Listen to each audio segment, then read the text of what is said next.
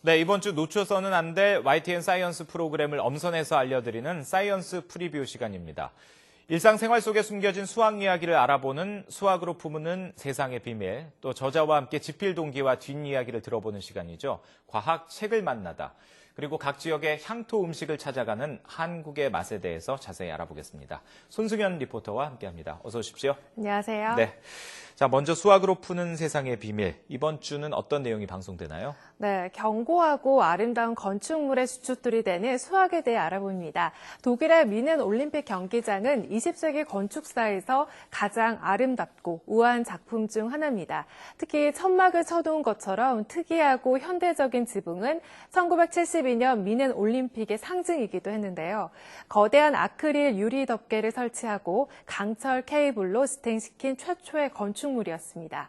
이렇게 가벼워 보이면서 안정감 있는 지붕의 바탕에는 수학적 아이디어가 숨겨져 있습니다. 설계자는 이 지붕을 설계할 때 비누막을 관찰하고요. 실제 축소된 구조물을 이용해 비누막 실험을 했습니다.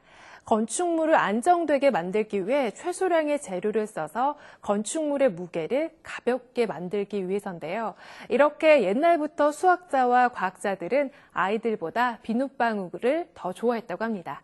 동일한 부피를 갖는 입체 도형 중에서 건널비가 최소가 되는 것이 구이기 때문인데요. 자세한 내용은 수학으로 푸는 세상의 비밀에서 만나보시죠. 네. 흔히 아이들이 가지고 노는 비눗방울에 수학적 원리가 들어있고 또 이 원리가 이 커다란 건축물에 응용된다는 게 참 흥미로운 것 같습니다. 네.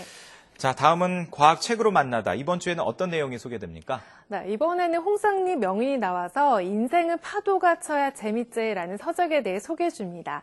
이 책은 온갖 역경 속에서도 희망을 잃지 않고 아름다움을 있게 한 이야기가 담겨 있는데요.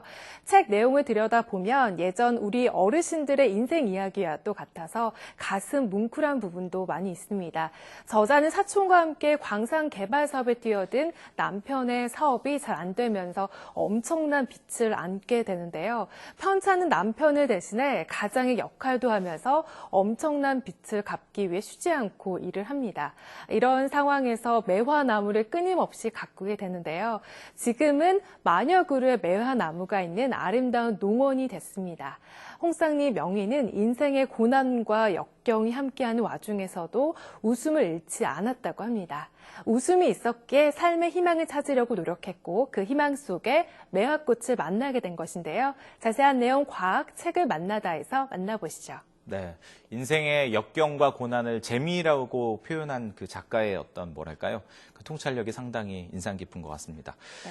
자, 이번 주 한국의 맛에는 어떤 내용들이 소개됩니까? 네, 이번에는 건강에 좋은 약선 음식으로 사람들의 발길이 모이는 경남 양산을 찾아갑니다. 양산은 약선 요리가 발달해 왔는데요. 이 약선 요리란 식재료에 있는 각종 독성을 빼낸 뒤 사람마다 제각기 다른 체질을 고려해 알맞게 섭취했을 때 약이 되는 음식을 뜻합니다. 양산시 천성산 흑룡폭포 입구에 위치한 약선 요리 전문점은 고즈넉한 시골의 풍경을 그대로 품고 있는 우리나라를 대표하는 100개 식당 중 하나입니다. 매일 아침 직접 키운 산야초를 채취해 음식을 만드는 주인장은 자연에서 얻은 식재료를 건강하게 요리하는 것이야말로 우리 몸을 지키는 최고의 비법이라고 말하는데요. 전국 방방 곳곳을 다니며 약초를 연구해온 주인장은 요즘도 가까운 천성상에 올라서 다양한 산야초를 채취하는 것은 물론 앞마당에서 직접 키운 약초를 키우기도 합니다. 이 식당에서 맛볼 수 있는 큰 조롱과 기린초는 위장을 편하게 하고요. 강장 작용을 도와줍니다. 하고초는 갑상선이나 부인병 질환에 도움이 되고요.